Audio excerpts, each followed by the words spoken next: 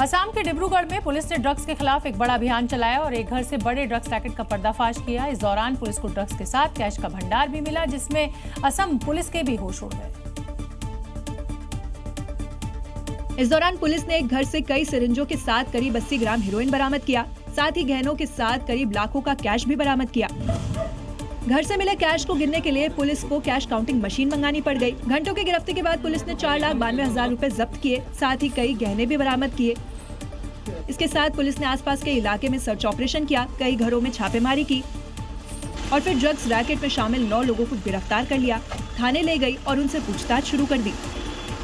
डिब्रूगढ़ जिले में हमने कई जगहों में ड्रग्स के खिलाफ रेड किया है और सभी रेडों से हमें ये सूचना मिली थी कि जो सोर्स है वो कोयला पट्टी का रेलवे कॉलोनी से होता है। तो उसी बेसिस में हमने आज एक सरप्राइज रेड किया। इस रेड में जिस आरोपी के घर से ड्रग्स और कैश बरामद हुआ है वो रेलवे का कर्मचारी बताया जा रहा है, जिसकी जांच पड़ताल की जा रही है। साथ ही रेलवे कॉलोनी में रैकेट से जुड़े अन्य तस्करों की भी तलाश जारी है।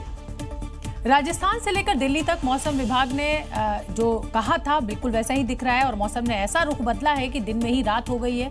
धूल भरी आंधी और बवंडरों ने पूरे आसमान को ढक लिया। कुछ देर के लिए विजिबिलिटी इतनी कम हो गई कि वाहनों को हेडलाइट्स जलाकर चलना पड़ा। दोपहर में ही आसमान पर धूल की चादर छा गई और दिन में रात हो गई। राजस्थान में तो धूल के बवंडर की दीवार खड़ी हो गई तो असर दिल्ली तक भी दिखाई दिया।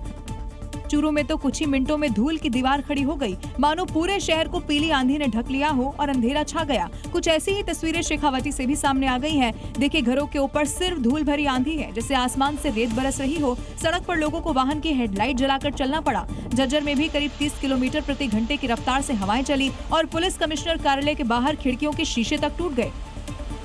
राजस्थान के इस धूल भरे भवंडर से दिल्ली भी अछूती नहीं रही है। यहाँ भी रेतीले तूफान ने दिन में ही अंधेरे की चादर बिछा दी। कुल मिलाकर मौसम की बदली करवट ने कुछ देर के लिए आम जीवन की रफ्तार पर ब्रेक लगा दिया। मध्य प्रदेश तक अवैध हथियारों की फैक्ट्री का पुलिस ने भंडाफोड़ किया है। पुलिस ने अवैध हथियारों के साथ कई आरोपियों को भी गिरफ्तार किया है।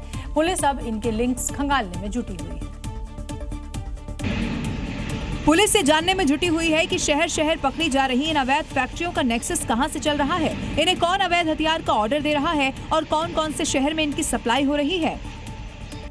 भिंड में हथियार की अवैध फैक्ट्री पर जब पुलिस ने रेड की तो नजारा कुछ ऐसा था। इस फैक्ट्री से 315 बोर के कट्टे, जिंदा कारतूस और हथियार बनाने की मशीन और रॉ मटेरियल बरामद किया गया। हथियार की इस अवैध फैक्ट्री को पिता और बेटा चला रहे थे। बाकायदा इसके लिए उत्तर प्रदेश से लोग बुलाए गए थे।